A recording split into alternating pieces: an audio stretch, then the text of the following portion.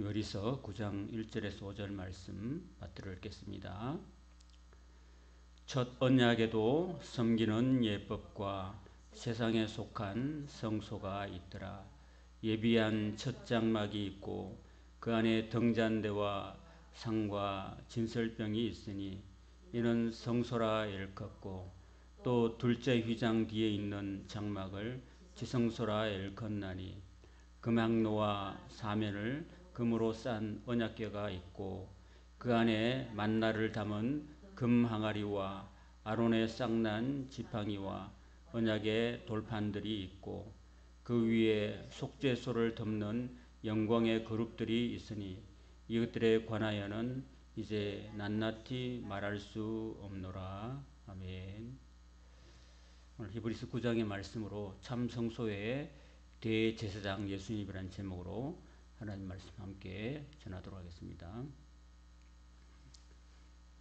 여러분 지금 현재 히브리서를 기록할 당시에 믿는 유대인들이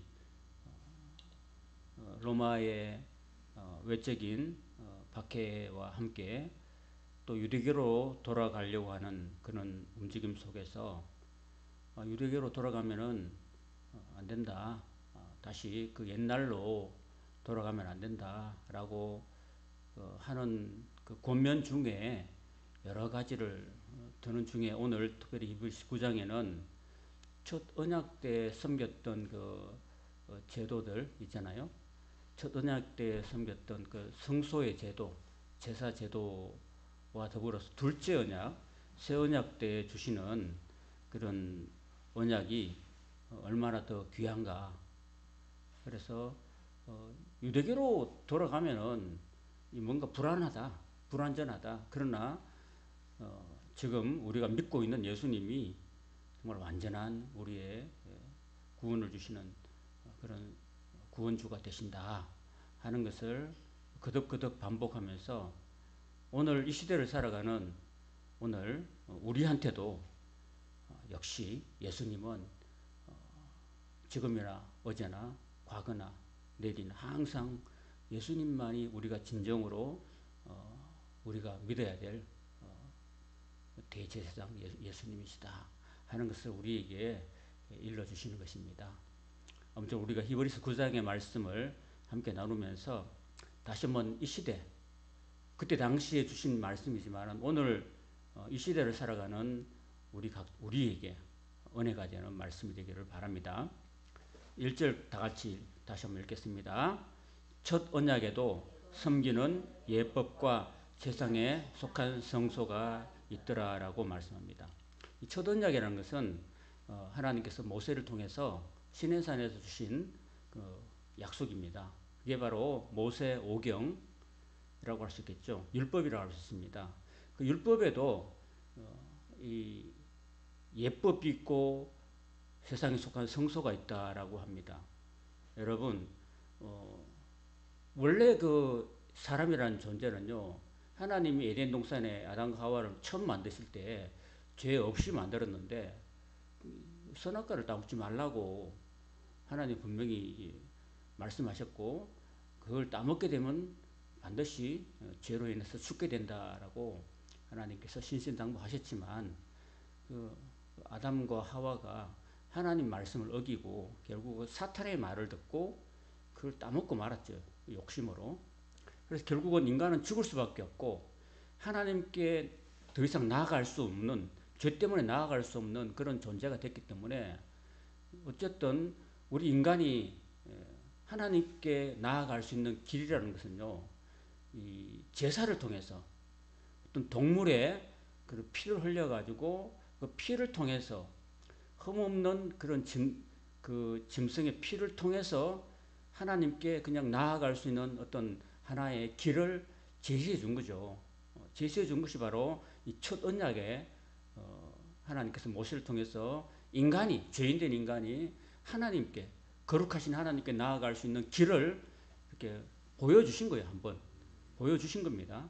그래서 첫 언약에도 그 하나님께 나아가는 그 섬기는 예법과 그리고 세상에 속한 성소. 그러면 세상에 속한 성소라는 것은 반대로 말하면은 세상과 반대 말은 하늘이잖아요. 하늘에 속한 성소도 있다라는 거죠. 그죠? 그렇게 생각해야 되는 거죠. 그리고 이제 이 성경이라는 말은 그 약속이라고 할 수 있습니다. 성경이라는 것은 테스타먼트. 그러니까 성경이란 말은 두 가지가 있잖아요. 구약과 신약이 있어요. 그 구약을 올드 테스타먼트 그러고 신약을 뉴 테스타먼트 그래요. 그래서 두 가지 언약으로 구성된 게 성경인데 이 테스타먼트라는 것은요. 이 약속인데 하나님과 인간 사이의 약속인데 어떤 약속을 무엇으로 했느냐면은 피로 했다는 거예요. 피로. 그래서 구약 첫 언약은 무슨 피로 했냐면은 하나님께서 모세한테 시내산에서 말씀을 주시고 난 다음에 백성들에게 다 알려주고 난 다음에 출애굽기 24장에 가면은 그걸 약속을 완전히 확고하게 도장을 찍는 의미에서 짐승을 잡아가지고 짐승의 피를 백성들에게 뿌리면서 또 그 율법의 그 두루마리 말씀입니다. 뿌리면서 약속을 이렇게 공고히 했다라는 것입니다. 그래서 첫 언약에도 그 짐승의 피로서 맺은 거고 둘째 언약, 새로운 언약 그러니까 이제 그 첫째 언약 말고 이제 첫째 언약에 실패했기 때문에 두 번째 언약은 짐승의 피로는 더 이상 안 되더라. 그래서 이제는 짐승은요 그 사람의 죄를 그냥 덮어주는 거지 완전히 제거하지는 못했다는 겁니다. 그래서 사람의 죄를 완전히 제거해 줄 수 있는 그런 완전한 어떤 흠없는 어린 양이 필요했는데 그 흠없는 어린 양이 바로 인간 중에서는 없으니까 이제 인간의 죄를 대신 짊어지고 완전히 이 인간의 죄를 확 제거해 줄 수 있는 그런 완전한 제사장이 필요했다는 겁니다. 그래서 그분 아무도 없어요. 인간 중에서. 그래서 하나님이 인간이 되신 거예요. 인간이 되셨는데 인간이 참 인간이 되셨는데도 불구하고 죄가 없는 인간으로 이 땅에 오셨다는 겁니다. 그래서 그 예수님이 인간의 모든 죄를 다 짊어지고 난 다음에 참 인간 된 그 예수님이 피를 흘린 겁니다. 하나님 앞에서 피를 흘리고 1년에 한 번 대제사장이 속죄일에 하나님께 나가는 그런 의식을 치렀다는 거죠. 그래서 이제는 완전한 인간의 죄를 다 이제 완전히 사해 주신 그런 하나님 나라에 하늘나라의 성소로 올라가신 대제사장 예수님이 우리에게 있다라는 이야기를 하고 있는 거죠. 지금 이 그 제사법에 대해서는요, 우리가 좀 이렇게 우리는 유대인이 아니잖아요. 유대인이 아니라서 잘 모르지만은 이제 구약 성경에 이제 레위기라든지 출애굽기 이런 데서 다 기록되어 있기 때문에 구약만 제대로 알면은 아 예수님이 왜 그 짐승의 제사처럼 이제는 인간이 하나님 앞에 어린 양이 되셔서 죽으실 수밖에 없는가 하는 것을 충분히 이해할 수 있는 거예요. 그래서 구약을 잘 알아야지만이 아 신약에 예수님께서 왜 십자가에서 어린 양으로 죽으실 수밖에 없는가 하는 것을 우리가 이해할 수 있는 거예요. 그래서 구약이 필요한 거예요. 구약을 모르고 신약을 이해할 수는 없는 거죠. 그 초등학교에 1더하기 1은 2, 사칙 연상을 모르고 어떻게 고등학교에 그 미분 적분을 알 수 있겠습니까? 그죠? 그래서 구약은 하나의 기초고 또 신약이라는 것은 아주 더 그 기초 위에 세워진 더 높은 수준의 그런 구원이라고 할 수 있다는 겁니다. 자, 1절 우리가 이렇게 읽었고요. 그 다음에 2절에 보면 이제 그 성소, 그 첫 언약에 나온 성소의 그 모습을 보여주고 있습니다. 그 구약에 나왔던 첫 언약에 나온 섬기는 예법과 그 땅에 속한 성소가 있는데 뭐 그림 잘 안 보이지만 보세요. 예비한 첫 장막이 있다는 겁니다. 그럼 첫 번째 장막이 있다는 것은 그 성소 안에 첫 번째 장막이 있다는 말은 두 번째 장막도 있다라는 추측할 수 있겠죠. 그러니까 그 구약에는 이 성소가 있는데 이따가 제가 그림 한번 보여드릴게요. 이 그림 보면요. 지금 이거는 이스라엘에 가면은 현재 그 딥나라는 곳이 있어요. 그 네게브 지역에 유대의 남부 쪽에 가면은 이런 광야가 있는데 광야 안에 그 공원이 있어요. 공원이 있는데 거기다가 실제로 이렇게 만들어 놨어요. 관광객들을 위해서 만들어 놨습니다. 실제로 그 구약 시대 때 모세 시대 때 만들었던 그 성막하고 똑같은 크기와 모양으로 이렇게 만들어 놓은 거예요. 이렇게. 우리가 성지순례 가면 이런 거 볼 수 있는 거죠.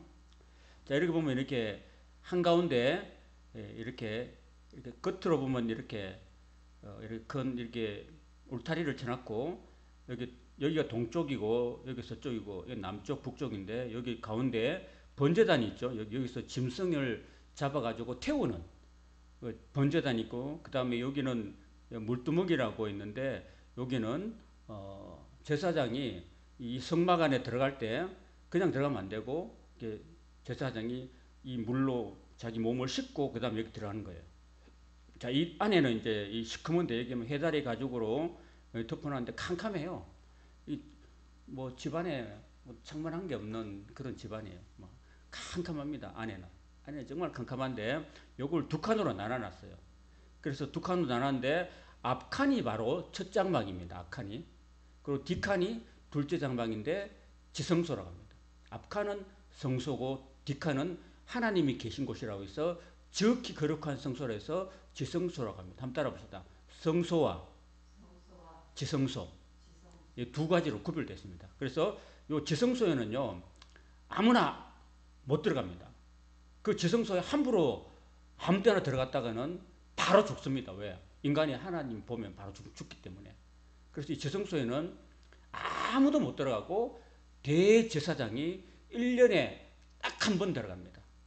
그래가지고 자신과 자신의 가족과 그리고 온 백성들의 죄를 딱 한 번 사함받는 그런 대속죄일에 한 번 들어갈 수 있는 밖에 없는 거죠. 이제 겉으로 보면 안에 어떻게 생긴지 모르는데 이제 안에 어떻게 생긴지를 제가 잠깐 보면요. 안에는 캄캄한데 요 중간에 이렇게 막이 쳐 있잖아요. 요걸 사실은 이 막이 쳐 있는데 제가 안에를 보여주기 위해서 그림을 보여드릴게요. 이게 휘장이거든요. 휘장. 이 둘째 휘장이 있는데 휘장이 이게 천으로 있잖아요.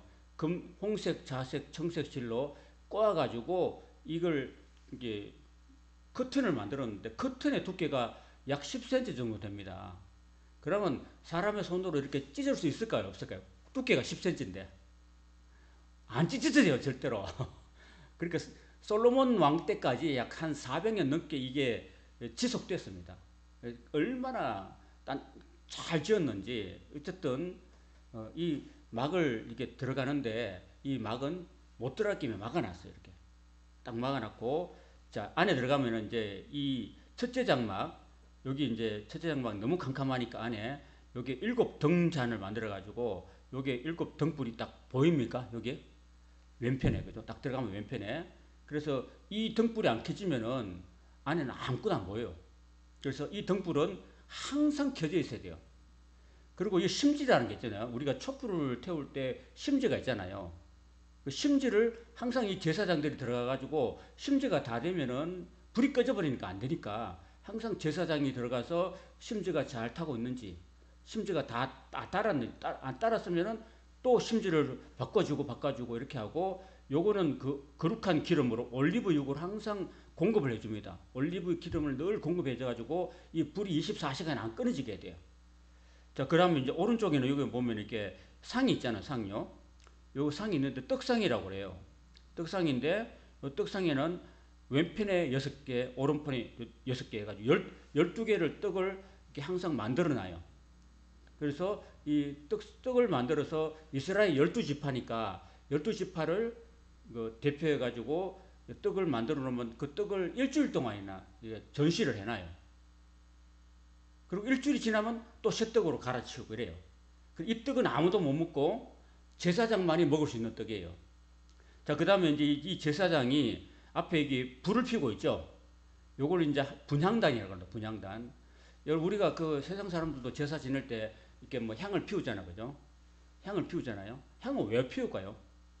저는 그 제사 지낼 때 아버지, 우리도 제사를 많이 지냈는데 아버지 향을 왜 피워요? 그러니까 귀신들이 그 향을 맡는다고 이렇게 얘기를 들었어요. 근데 여기서 제사장이 이제 아까 이 향을 어디서 이 향불을 어디서 가져왔냐면은 이 번제단이잖아요. 번제단에 짐승을 태울 때 나무로 이렇게 태우잖아. 그죠? 짐승을 태울 때. 여기서 나오는 불쏘시개 있잖아요. 숯이나 이런 가지고 갖고 와가지고 담아가지고 이제 이 안에 들어오는 거죠. 이 안에 들어와서 여기다가 피웁니다. 이렇게 피우면은 이렇게 연기가 올라가잖아요. 이 연기가 올라가는데 이 항상 평소에는 이렇게 하다가 이제 대속죄일에는 오늘 그 말씀해 보시면은 그 오늘 9장 그 3절에 보시면은요. 그런 말씀이 있어요. 금향로 4절에 보면 금향로와 사면을 금으로 산 언약궤가 있고 라고 있는데 그 지성소 안을 이야기하는데 실제로 그 레위기에 보면은 이 분향단은 성소에 있어요. 성소에. 그 첫째 장면에 있는 건데 이제 여기 보면은요. 9장 4절에 보면 지성소에 있는 것처럼 이야기하고 있어요. 이때는 뭐냐 하면은 대제사장이 지성소로 들어갈 때에 왜 이 분향단을 들고 들어갔냐 하면은요. 그 아무리 대제사장이라 할지라도 하나님을 딱 보면은 모든 인간 다 죽잖아요. 그죠? 죽기 때문에 이 향을 피웁니다. 향을 이렇게 착 피우면은 연기가 올라가잖아요. 캄캄한 지성소 안에 연기가 올라가는데 연기가 올라감으로 해서 하나님을 가리는 거예요. 하나님을 가리는 역할을 하기 때문에 이 분향단에서 이 금향로에다가 연기 나는 이 향을 가지고 안에 들어가는 거예요. 그래서 하나님 못 보게 만든 거예요. 하나님 보면은 죽으니까. 그래서 이 안을 들고 들어갔다고 이렇게 오늘 9장 4절의 말씀에는 그렇게 기록하고 있는 거죠. 그걸 잘 이해하시기 바랍니다. 그리고 안에는 이 두 그룹이 이 그룹이라고 되어 있는데 이 그룹은 케루빔인데 천사를 말한 거예요. 천사. 천사가 양쪽으로요 이렇게 딱 쳐다보고 있어요. 그 법궤 뚜껑에서 딱 쳐다보고 있고 그 법궤 뚜껑 사이에 하나님께서 앉으신다 그래요. 하나님께서 앉으신다 그래서 그 시은자라 그래요. 시은자. 그래서 그 보시할 때 시자. 그 어떤 베풀 시자에다가 은혜 은자 해가지고요. 시은자라 그래요. 하나님이 요 법궤 뚜껑에 앉아가지고 은혜를 베푸신다 해서 그걸 은혜의 보좌라고 하기도 하고 은혜를 베푸신다고 해서 시은좌라고 합니다. 여기 하나님 앉아 계시는 거예요. 그 천사들 사이에. 그리고 이제 지금 이게 뚜껑을 열린 상태인데 뚜껑을 열고 보면은 법궤 뚜껑을 열고 보면 뭐가 들었냐면은 안에 십계명 두 돌판이 들어 있는 거예요. 그리고 여기는 안 보이지만은 요 그림상에는 안 보이지만 이 법궤 뚜껑 한테 뭐가 들었냐면은 그 아론의 그 쌍난 지팡이가 들어 있고 그다음에 그 광야 시대 40년 동안 날마다 먹었던 그 만나를 담은 금 항아리가 안에 들어 있는 거예요. 이런 것들이 들어 있다는 것입니다. 자, 이제 지금 1절부터 우리가 읽었던 5절의 말씀은 요거를 이야기하고 있는 거예요. 요거를. 자, 그래서 이제 이렇게 설명을 했습니다. 자, 그 다음에 이제 6절부터 보면 이 모든 것을 이같이 예비하였으니 제사장들이 항상 첫 장막에 들어가서 섬기는 예식을 행했다는 거다. 항상 제사장들은 그 이 첫 장막에서 그 첫 장막에 자세히 보면요. 의자가 없어요. 의자가 없어요. 그리고 제사장들이 항상 서서 섬겼다는 것입니다. 자, 그렇게 떡도 갈고, 그 다음에 향도 피우고, 그 다음에 그 금장대에 늘 불을 늘 관리하고 그런 일들을 했다라는 것입니다. 그리고 방금 설명했듯이 7절에는 둘째 장막이라는 것은 아까 두 번째 지성소를 말합니다. 대제사장 홀로 1년에 한 번 들어가되 자기도 죄가 있기 때문에 자기도 연약한 죄이기 때문에 자기를 자신을 위해서 먼저 제사를 드리고 그 다음에 백성들의 허물을 위해서 드리는 피를 가지고 반드시 들어갔다. 피를 갖고 들어갔다는 겁니다. 항상 제사를 지낼 때.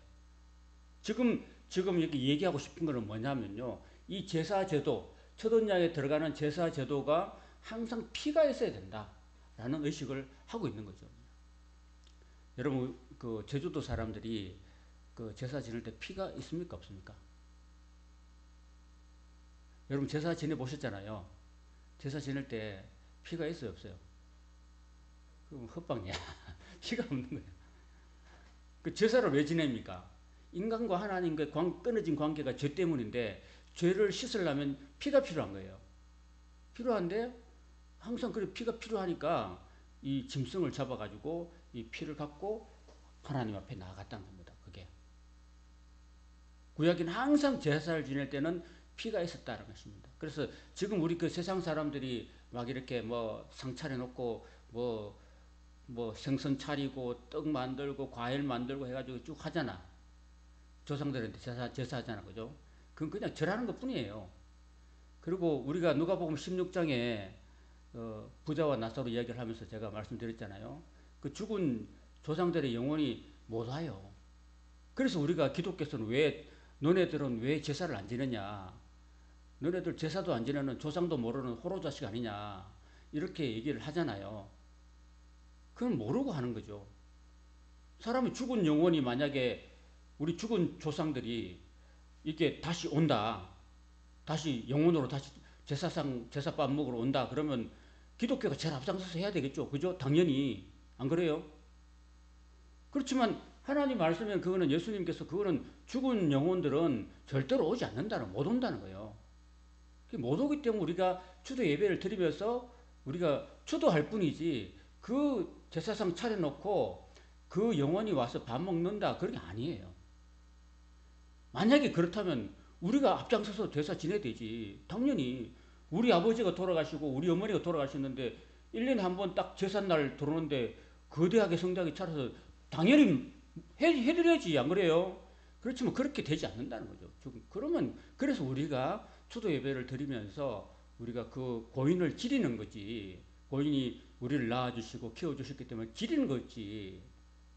그리고 언젠가 다시 우리도 그 사람들이 그 영혼들이 우리한테 오는 게 아니라 우리가 나중에 죽어서 그 영혼들을 만나러 가는 거니까 그런 거라고 생각하죠.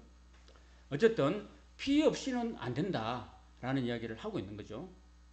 그래서 이걸 이렇게 그 구약의 첫 언약의 첫 그 성소에 대해서 이게 보이신 이유가 있는 것은 성령이 이로써 보이신 것은 첫 장막이 서 있을 동안에는 성소로 들어가는 길이 아직 안 나타났다라고 이야기합니다. 이 여기서 말하는 성소라는 것은요, 진짜 성소. 진짜 성소라는 건 뭘까요? 제가 그 하늘 땅에 있는 성소라고 얘기했으니까 진짜 성소는 어디라고요? 하늘 성소. 하늘 성소로 들어가는 길이 그 휘장에 막혀가지고 안 나타났다는 겁니다. 그리고 아무 백성들도 어느 누구도 대제사장 외에는 못 들어갔다는 겁니다. 그 하나님 계신 보좌 앞으로 아무도 못 갔다는 거죠. 그리고 그 대제사장이 그 첫 번째 시온 장막에 그걸 커튼을 열고 들어갈 때는요, 아무도 못 들어가기 때문에 딸랑이를 달고 들어갔다 그러잖아요. 딸랑이 몸에 딸랑이를 달고 그다음 몸에 밧줄을 묶고 들어갔다는 겁니다. 왜? 만약에 거기서 제사장이 그 죄가 있으면 하나님 앞에 반드시 죽으니까 죽고 나면 거기 꺼낼 수가 없는 거죠. 거기서 꺼낼 수 없으니까 묶어서 이렇게 꺼냈다는 얘기입니다. 자, 그래서 여기를 다시 설명하자면요, 이 땅에 있는 성소가 있을 동안에는 하늘 성소에 들어가는 길이 안 나타났다라는 겁니다. 진짜 하나님의 보좌가 계신 하늘 성소로 들어가는 길이 아직 안 나타났다. 그 구약 시대는 그렇게 진정으로 하나님 앞에 나가는 길이 안 열렸다라는 이야기입니다, 여러분. 그럼 왜 있는가? 그럼 이런 땅에 있는 성막이 왜 필요한가? 뭐하러 그냥 모세 때부터 예수님 오실 때까지 1500년 동안이나 뭐하러 쓸데없는 제사를 그렇게 드렸느냐? 수없이 많은 왜 동물들이 왜 피를 흘리고 죽어갔냐 이거죠. 그럼 그게 어떤 일이냐? 그래서 이제 구절에 보면요, 이 장막은 현재까지 비우니 이에 따라서 드리는 예물과 제사는 섬기는 자를 양심상 온전하게 할 수 없다. 그 죄가 있는데 짐승들의 피를 흘려가지고 딱 들어가니까 하나님 앞에 나아갔는데 1년에 한 번씩 나아갔는데 하나님이요 죄를 완전히 사해 주신 게 아니에요. 죄를 완전히 없애준 게 아니라 죄를 덮어준 것 뿐이에요. 덮어줬다. 그러니까 죄를 덮어준 것 뿐이고 죄는 그대로 있어요. 그러니까 제사 드리는 사람들의 마음이 이게 계속 죄책감이 계속 남아 있는 거예요. 죄책감이. 제사를 드렸는데 개운치 않은 거죠. 이렇게. 그런 상태였단 겁니다. 양심상 온전하게 할 수 없었다. 그래서 1년만 지나면 또 해야 되고 또 해야 되고 계속해서 1500년 동안 1500번의 그 제사를 계속해서 드릴 수밖에 없는 그런 상황이었다. 그래서 다시 말해서 불완전한 제사였다. 한마디로 딱 말하면요. 구약의 제사는 그랬다라는 겁니다.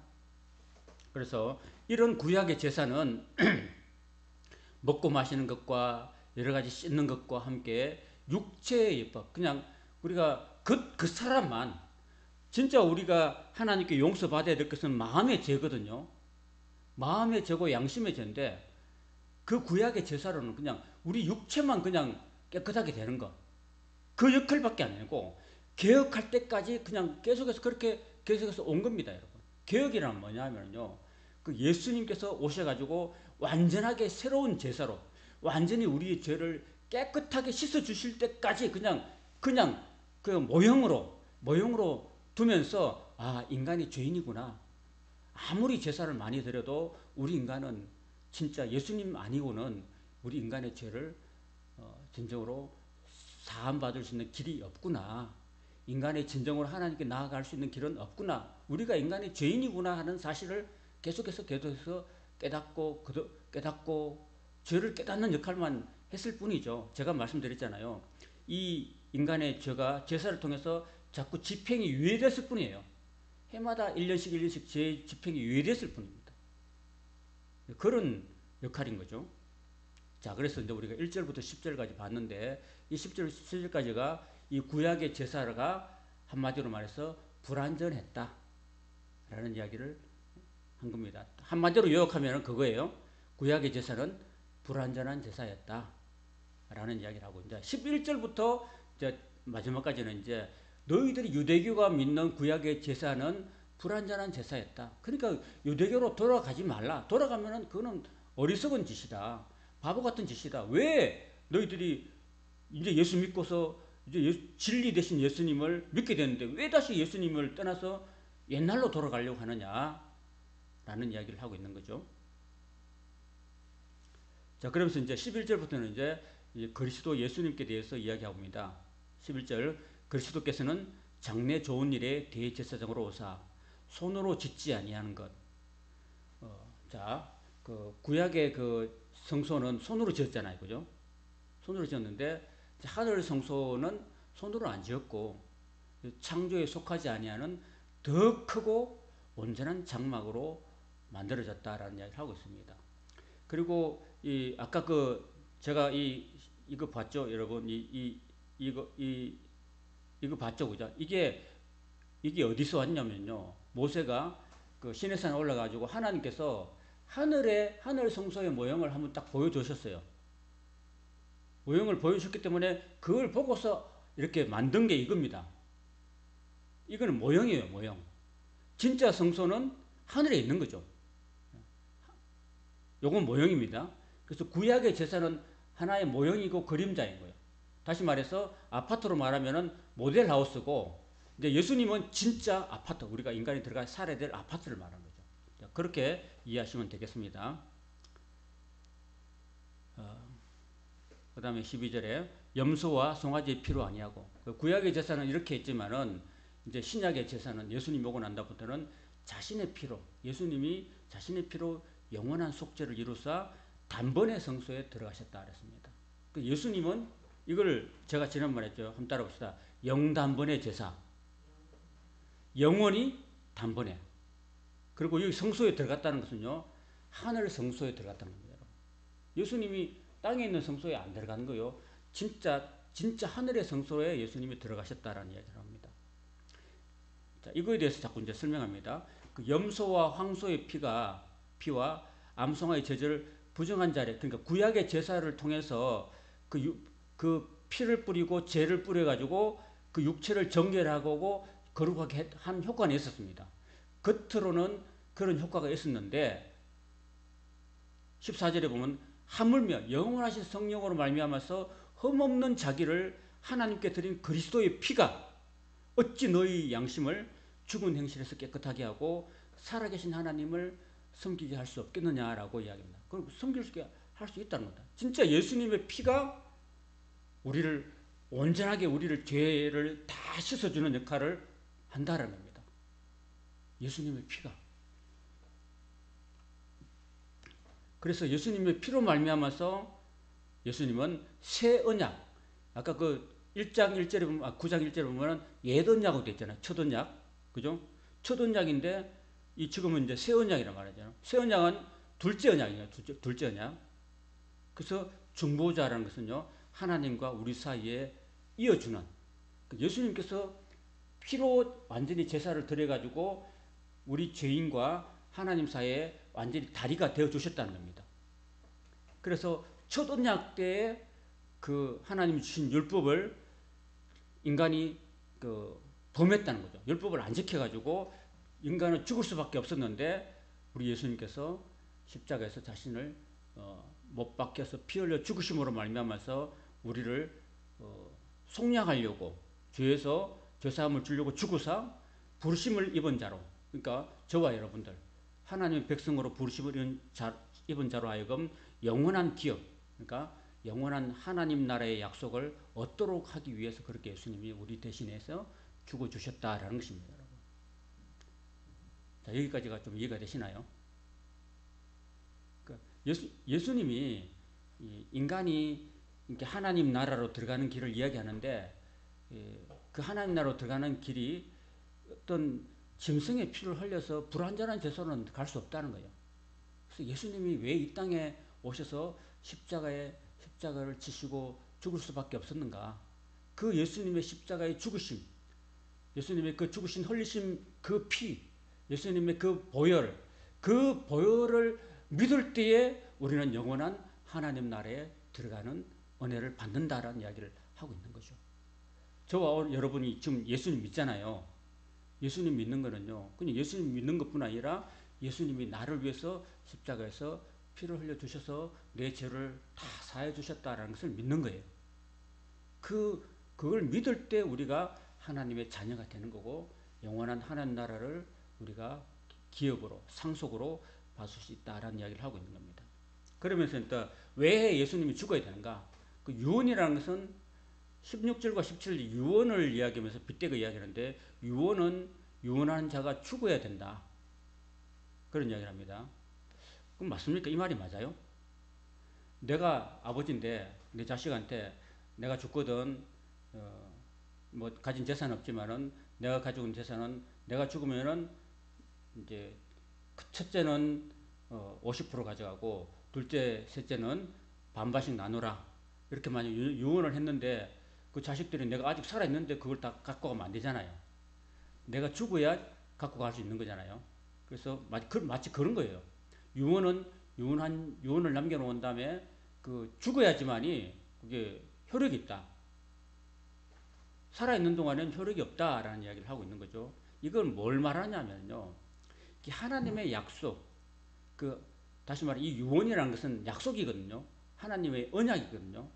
아까 지금 말했잖아요. 그 구약이라는 것은 그 테스타먼트라는 것은 피를 통해서 그 약속이 확약되는 것처럼 이 신약에 나오는 예수님도 피를 통해서 약속해 주신 거거든요. 피를 통해서 약속이기 때문에 그 피를 흘려야 된다. 피를 통해서 흘려야 되기 때문에 그 피가 있어야지만 약속이 효력이 있다라는 이야기를 하고 있습니다. 그래서 예수님이 죽을 수밖에 없었다. 피를 흘리고 죽을 수밖에 없었다는 이야기를 하고 있는 겁니다. 그러면서 이제 출애굽기 24장에 보면은 그 하나님께서 모세를 통해서 율법을 다 주셨거든요. 주시고 난 다음에 이제 어떤 형식을 치렀냐면은, 모세야 너 나가서 이스라엘 백성들에게 보면 그 수송아를 잡고 순염소를 잡고 순양을 잡아가지고 그 피를 흘려가지고 그 피를 가지고 백성들에게 뿌리라고 이야기합니다. 뿌리라. 뿌리면서 이 약속을 확고히 한다는 겁니다, 여러분. 그래서 첫 언약도 피 없이 세운 게 아니다라고 말하면서 지금 이 히브리 기자가 하고 싶은 말하면 둘째 언약, 새 언약도 예수님의 피로 세운 것이다 라고 이야기한 거예요. 아까 이거 19절부터 이렇게 21절까지는 그렇게 피로 약속을 세운 거고, 그래서 율법을 따라 거의 모든 물건이 피로서 정결하게 된다. 피 흘림이 없으면 사함이 없다라고 이야기합니다. 여기서 우리가 포인트를 볼 건요, 거의 모든 물건이 돼 있죠. 그죠? 그러면 100%입니까? 100% 아닙니까? 피로 사함 받는 게 100%입니까? 100%가 아니란 말입니까? 거의. 거의는 100%가 아니잖아요. 아, 이 국어 공부를 좀 잘해, 국어를. 거의 모든 물건. 그러면 한 몇 프로는 피가 아니어도 정결하게 될 수 있다, 이 말이잖아요. 그죠? 그러면은, 한번 보세요. 구약의 5대 제사를 보면요. 피 없이 드리는 제사가 있어요, 없어요? 있어요, 없어요? 그렇지요. 곡식으로 드리는 제사는, 곡식에 피가 있습니까? 곡식인 피가 없잖아요. 그럼 소재는 피가 아니거든요. 그리고 미스기에 보면요, 그 전쟁터에서 돌아올 때에 그 전리품 중에서 그 전리품 중에서도요, 그 피 말고 그 불로 철 같은 거는요, 불로 해가지고 전기를 하겠고 또 뭐 나무 같은 거 이런 건 불로 하면 타버리니까 이런 건 물로 씻는 거예요. 그러니까 그 대부분의 이제 모든 것들이 다 피로 정결함이 받는데 피 말고도 곡식 제사도 있고 그 다음에 물로 씻는 제사 씻어서 깨끗한 것도 있고 불로 이렇게 딱 이렇게 불을 지나가면서 이렇게 정결하게 되는 것도 있다라는 겁니다. 그런데 대부분의 피 흘림이 피 흘림이 많이 있다라는 이야기를 하고 있는 거죠. 이제 그러면서 이제 하늘에 있는 것들의 모형은 이게 뭐냐면은 바로 땅에 있는 성소예요. 아까 제가 말했잖아요. 이 땅의 성소는 뭐의 모형이라고요? 하늘에 있는 것의 모형이니까 이 하늘에 있는 것의 모형은 바로 땅에 있는 성소를 말하는 거예요. 땅에 있는 성소와 그 성소를 통해서 모든 것이 이제 다 정결함을 봐야 되는데 그때 당시에는 예수님이 안 나타났으니까 어쩔 수 없이 짐승의 피를 흘려서 그렇게 정결하게 할 필요가 있었다.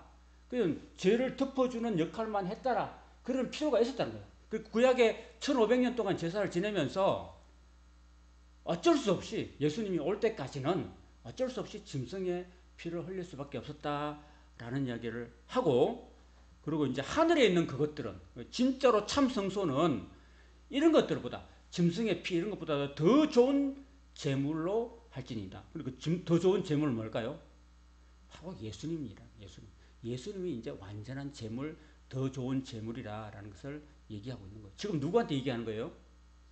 지금 믿는 유대인들이 지금 다시 유대교로 돌아가려고 하는 그 유대인들한테 더 좋은 제물이 바로 여러분들이 믿고 있는 예수님입니다. 라는 이야기를 하고 있는 거예요. 그리고 오늘 우리한테 뭐라고 말합니까? 지금 너희들이 믿고 있는 그 예수님이 진짜 참된 우리의 속죄 제물이 되셨다라는 것을 이야기하고 있는 거예요. 그럼 우리는 누구를 믿어야 됩니까? 우리는 누굴 믿어야 돼요? 우리는 하나님 나라에 가기 위해서, 하나님 앞에 서기 위해서 우리는 누굴 믿고 나가야 됩니까? 우리 죄를 다 속해 주신 진정한 대제사장 예수님을 통해서만 우리가 하나님께 갈 수 있으니까 우리는 예수님을 붙들어야 된다. 이런 얘기를 하고 있는 거죠. 그래서 그리스도께서는 참끝의 그림자인 손으로 만든 성소에 안 들어가셨다. 그리고 바로 하늘에 올라가셨다는 거예요. 바로 하늘에 있는 성소에 들어가셔서 우리를 위해서 저와 여러분을 구원하고 속죄하기 위해서 하나님 앞에 나타나셨다라는 뭐냐면요.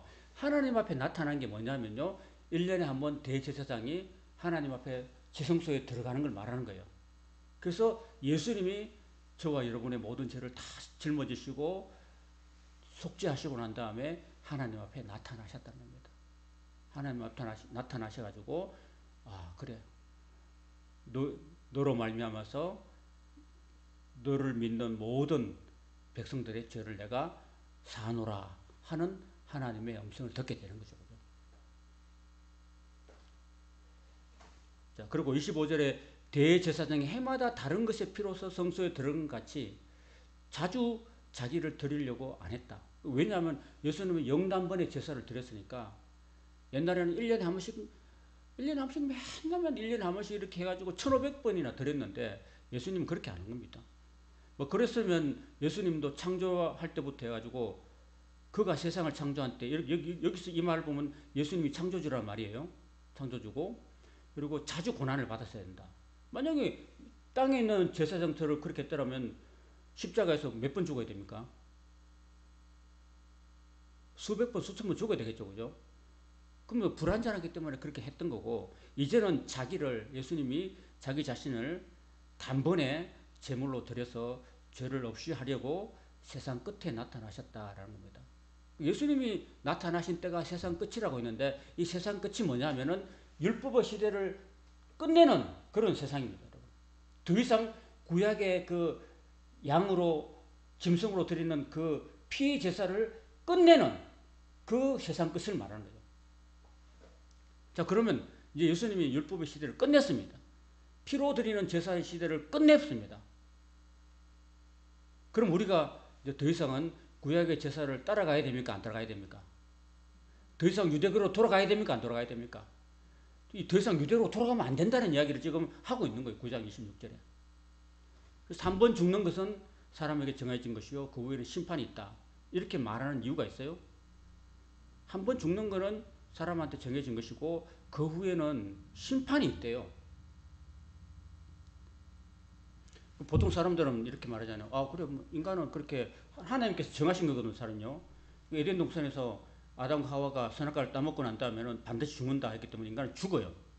그럼 이제 죽고 나면 세상 사람들은 아, 죽으면 끝인데 뭐하러 교회를 다니냐, 뭐하러 예수를 믿느냐라고 말하잖아요.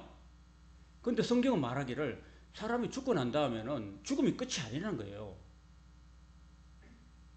그 후에 뭐가 있다고요? 심판이 있다는 거예요. 그게 더 중요한 거예요. 그걸 둘째 사망이라고 그래요. 둘째 사망. 그 심판이 있으니까 그 심판에 대비해야 될 뭔가 필요하다. 그래서 예수님께서, 여러분 아무리 예수를 믿어도 죽어요. 그렇죠? 아무리 교회를 열심히 해도 죽잖아요. 근데 우리가 왜 교회를 다닙니까? 왜 예수를 믿습니까? 우리 죽음 이후를 대비하는 거죠. 죽음 이후에 예수를 안 믿고 죽으면은 영원한 불심판을 받을 수밖에 없고 지옥에 떨 수밖에 없으니까 우리가 살아있을 동안에 예수를 믿어야지만이 죽음 이후에 우리가 영원한 하나님 나라에 들어갈 수 있는 그런 은혜가 주어지기 때문에 우리는 살아있을 동안 예수를 믿어야 되네요. 그 다음에 천주교회는 그렇게 말합니다. 천주교회는 연옥이 있다. 그리고 사람은 죽어도 그 연옥에 가서 한 번 더 그 기회를 주어진다라고 말하지만 성경 아무리 봐도 성경 안에는 연옥이라는 게 없어요. 한 번 죽는 것은 정해진 거고 딱 죽음 이후에는 이제 영원한 지옥이냐 영원한 천국이냐 그 두 개만 남아 있는 거예요. 자, 이런 말을 합니다. 이와 같이 그리스도도 많은 사람의 죄를 담당하시려고 단번에 들으신 바 되었다 그랬습니다. 사실은요, 예수님이 많은 사람을 구원하기 위해서 죽었습니까? 아니면 모든 사람을 구원하기 위해서 죽었습니까? 많은하고 모든은 달라요. 그죠? 모든이 큽니까? 많은이 큽니까? 우리가 국어로 따진다면은 모든이 크잖아요. 그죠? 모든은 100%를 다 포함하는데 예수님은 모든 사람을 죽으셨어요. 그런데 왜 많은 사람의 죄를 담당하시려고 했냐면요. 예수님은 성경에도 말합니다. 하나님은 모든 사람이 구원을 받으며 진리에 이르기를 원한다고 하나님 말씀하셔요. 하나님 100% 모든 세상의 모든 사람들이 구원을 받기를 원하셔요. 그러나 그 구원을 예수님이 이루어 주셨어요. 그런데 그 사람마다 내가 예수님을 받아들이냐 안 받아들이냐는 본인이 달려인 거예요. 본인이 달려있으니까 결국은 받아들이는 사람은 구원을 받는 거고 그걸 끝까지 거부하는 사람, 예수님의 죽으심을, 예수님이 우리를 위해서 십자가에 죽으시고 우리의 모든 죄를 씻어주셨다는 사실을 거부하는 사람들, 안 받아들이는 사람은 결국은 본인이 선택하는 거예요. 그래서 많은 사람이라고 말합니다. 그래서 많은 사람의 죄를 담당하시려고 단번에 들이신 바 되었고 구원에 이르기 위해서 죄와 상관없이 without sin. 그러니까 첫 번째는요, 여기 말하는 이제 재림을 말하는데 첫 번째 예수님이 이 땅에 오신 거는요, 우리의 죄를 씻어주기 위해서 오셨어요. 그죠? 죄를 씻어주기 위해서 오신 거고 피를 흘려주신 거고 이제 두 번째 오시는 거예요. 이제 재림에 오시는 거는요, 그 죄와 상관없이 우리를 이제 그 구원받은 사람들을 이제 완전히 영원한 하나님 나라로 데려가시려고 오시는 거예요. 구원의 완성을 위해서 두 번째 우리에게 나타나신다. 그걸 재림이라고 그러는데 그렇게 말하는 거죠. 그죠? 자, 오늘 이제 1절부터 28절까지 읽었습니다. 혹시 그 이해가 잘 되시는지 모르겠습니다. 다시 한번 정리를 해볼게요. 자, 1절부터 10절까지는요, 구약의 그 옛날에 첫 언약 때 모세를 통해서 지은 그 이 땅에 그 인간과 하나님을 연결해주는 그 제사 제도가 있었다. 그 제사 제도는 그 대제사장이 1년에 한 번 딱 들어갔는데 짐승의 피로 가지고 들어갔지만은 그게 그 인간의 죄를 온전하게 그 씻어주지 못했다. 인간을 완전하게 죄를 씻어주지 못하고 계속해서 연장해 줬을 뿐이다. 이 불완전한 제사를 했지만은 이제 11절부터 이제 마지막 절까지는 이제 그 완전한 대제사장 예수님이 자신의 몸을 짐승의 피가 아니라 자신의 거룩한 몸을 하나님께 드려가지고 우리 인간의 죄를 다 씻어줬다. 그리고 하나님 앞에 우리를 구원해 주셨고 또 이미 받은 구원을 이제 다시 완전하게 하기 위해서 다시 한번 죄와 상관없이 우리를 영원히 구원해 주시고 영원한 천국으로 데려가시기 위해서 다시 한번 우리한테 나타나신다. 라는 이야기로 끝맺고 있는 겁니다. 그러니까 결론은 너희들 예수 믿는 것을 포기하지 말고 끝까지 그 예수님을 붙들고 뒤돌아 옛날로 돌아가지 말고 끝까지 하나님만 바라보고 예수 믿고 그 믿는 믿음 안에서 살아가라. 어떠한 유혹이 오고 어떠한 어려움이 와도 예수 믿는 그 믿음은 놓치지 말아라. 그 믿음 놓치면 다 끝이다. 그 흔들리지 말고 끝까지 믿어라. 라고 권면하고 있는 겁니다. 오늘 우리 시대도 똑같이 말씀하고 있는 거예요. 오늘 우리 시대에 정말 우리의 영원한 구원의 대제사장이신 예수님만을 우리가 믿고 확실하게 믿고 그 예수님을 끝까지 의지하고 그 예수님이 나를 위해서 죽으셨다는 사실을 굳게 믿고 믿음으로 하나님께 나아가는 겁니다. 항상 그 믿음을 끝까지 놓지 않고 또 주님을 배반하지 않고 끝까지 믿음으로 승리하시는 우리가 되시기를 바랍니다.